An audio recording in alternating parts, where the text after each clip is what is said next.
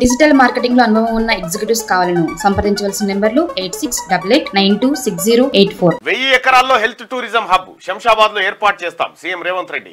Airport పక్కన పెద్ద ఆసుపత్రుల నిర్మాణం, అన్ని రకాల వైద్య సేవలు అందేలా అభివృద్ధి సంక్షేమంలో ఏపీ సీఎం చంద్రబాబుతో పోటీ పడతామని వెల్లడి.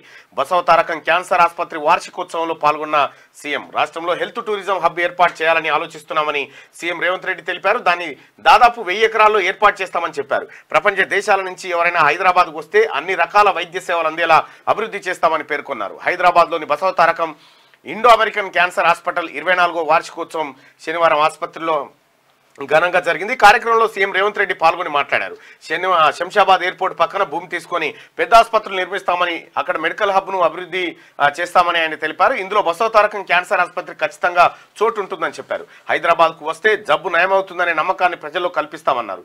ఎన్టీఆర్ ఆలోచనతో ఏర్పడ్డ బసవతారకం క్యాన్సర్ ఆసుపత్రి 24 ఏళ్లుగా కోట్లాది మందికి సేవలు అందించడం సంతోషకరం. కేబినెట్ లో నిర్ణయం తీసుకుని ఆసుపత్రికి లీజ్ వివాదాన్ని పరిష్కరించామని చెప్పి ఆయన తెలిపారు. శనివారం హైదరాబాద్ లోని Basavatarakam Indo American cancer hospital 24వ వార్షికోత్సవంలో పాల్గొన్న సీఎం రేవంత్ రెడ్డి, బాలకృష్ణ, నామా నాగేశ్వరరావు తదితరులు పాల్గొన్నారు.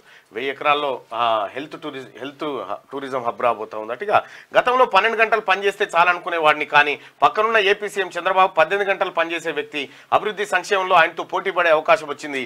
ఒక ఆటగాడి నైపుణ్యం తెలవాలంటే మరొక మంచి ఆటగాడితో పోటీ పడాలి. చంద్రబాబు ఏపీలో ముఖ్యమంత్రి కావడంతో నాతో సహా అధికారులంతా 18 గంటలు పనిచేయాల్సిన అవసరం ఏర్పడిందని చెప్పి ముఖ్యమంత్రి రేవంత్ రెడ్డి గారు చెప్పినటువంటి మాట నిన్న బసవతారకం ఆసుపత్రిలో.